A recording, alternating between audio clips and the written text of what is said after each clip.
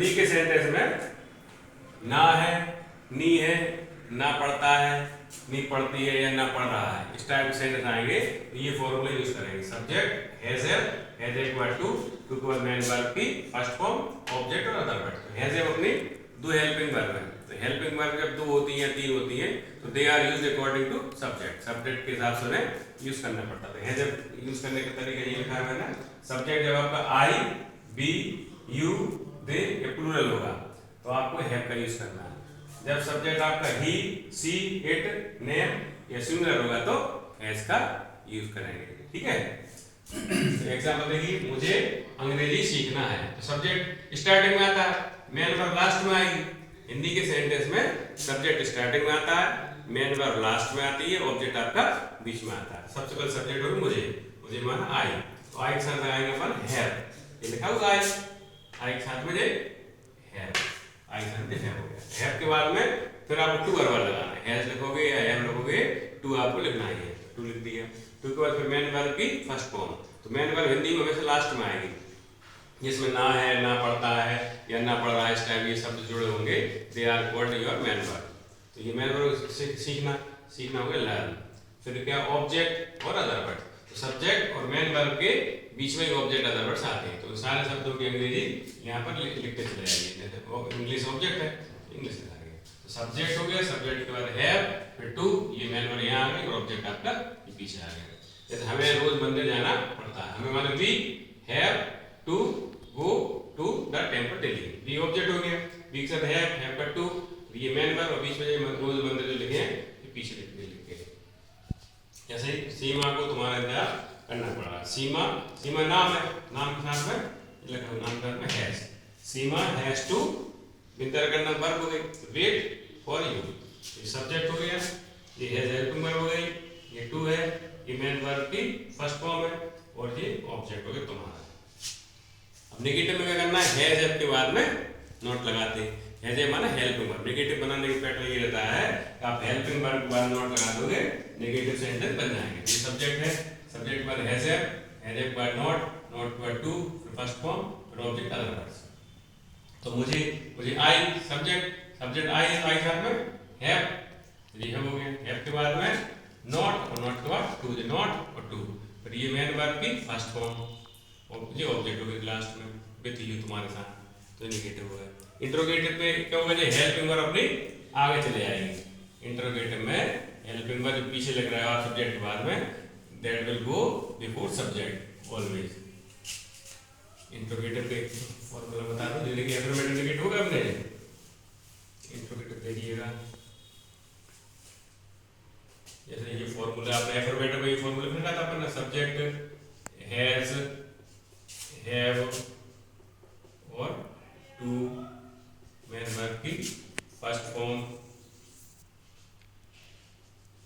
ये आपका affirmative formula है। ऑब्जेक्ट, तो ये हेल्पिंग वर्ब है ना, ये यहाँ आ जाएंगे, बाकी सब शब्द बेच रहेंगे। हैज है subject, to, main verb first form, object और अदर वर्ब के लास्ट में क्वेश्चन मार्क लगा आएगा, ऐसा ना। तो एक बना के बताऊंगा, पहले एफर्मेटिव बनाया था, जैसे मुझे उसे,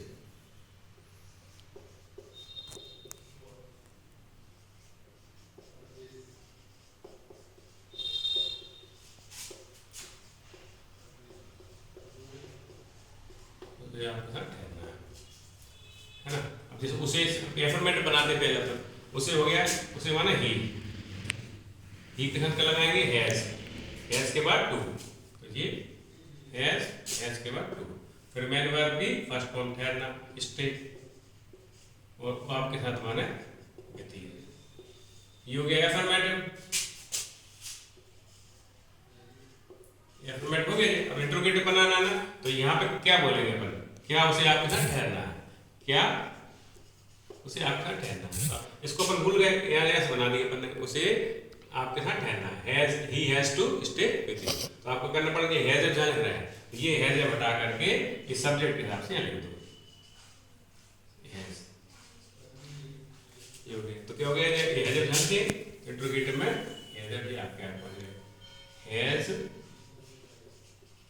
हैव और सब्जेक्ट। एक और एग्जाम्पल बताएं, क्या तुम्हें अब जाना है। अब इसको रूल के साथ समझ लें पर, तो क्या जब भी क्या आएगा, क्या के बाद में सब्जेक्ट आएगा, समझे अपन। ये ट्रिक से बता दिया, जैसे बीच में क्या आ गया, स्टार्ट में क्या आ गया, सब्जेक्ट ये हो गया, मेन वर्ब ये हो गई, सब्जेक्ट मेन वर्ब और बीच में ऑब्जेक्ट और अदर वर्ड्स में, फिलहाल अदर वर्ड्स का ऑब्जेक्ट है नहीं है।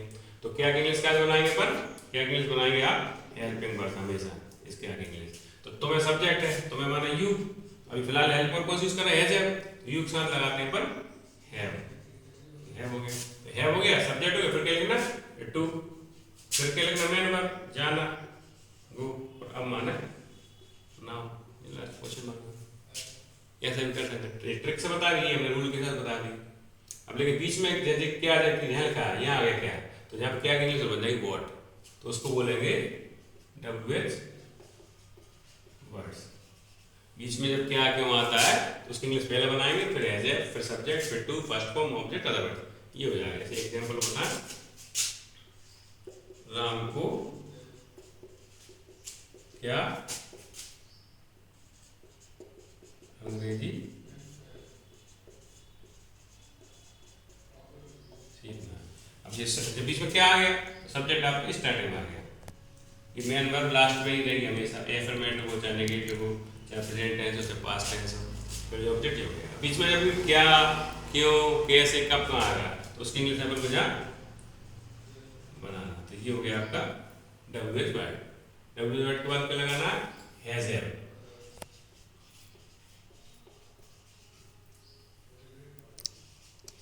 ये हैज हैव लिखना है। हैज हैव किसको देख के लगा, वो सब्जेक्ट देख कर, सब्जेक्ट क्या राम, राम से लग के हैज, ये has, what has Ram, Ram के बाद में टू, ऊपर यहाँ हो जाएगा सीखना, लर्न, और ये अंग्रेजी लास्ट में आ गई क्वेश्चन मार्क। तो बीच में क्या आ गया, क्या चीज बनाई है, WH व्हाट, अगर यहाँ पे होते क्यों, या क्यों होता लिखते हैं व्हाई, यहाँ पे होता कैसे, कैसे होता लिखते हैं अपन हाउ, कहाँ होता तो वे लिखते हैं वेयर। मतलब बीच में कभी क्या, क्यों, कैसे आएगा उसकी इंग्लिश पहले लिखेंगे अपन, या बनाएंगे, बोलेंगे। तो ये WH वर्ड हो गया। फिर क्या लिखना है, हेल्पिंग वर्ब। हेल्पिंग वर्ब क्या आपकी हैज हैव, हैज हैव किसको देख के ला रहा है, सब्जेक्ट देख के। जब क्या शुरू बोलोगे सब्जेक्ट क्या के बाद आएगा, बीच में क्या क्यों आ गया, सब्जेक्ट स्टार्टिंग में हमेशा। तो ये व्हाट हैज राम, राम के साथ हैज लग गया, फिर ये टू, फिर ये मेन वर्ब की फर्स्ट फॉर्म, फिर ऑब्जेक्ट, ये ऑब्जेक्ट क्या हो गया, अंग्रेजी बीच में गई, और ये हो गया अपने इंटरोगेटिव सेंटेंस। ये पढ़ लिया आपने।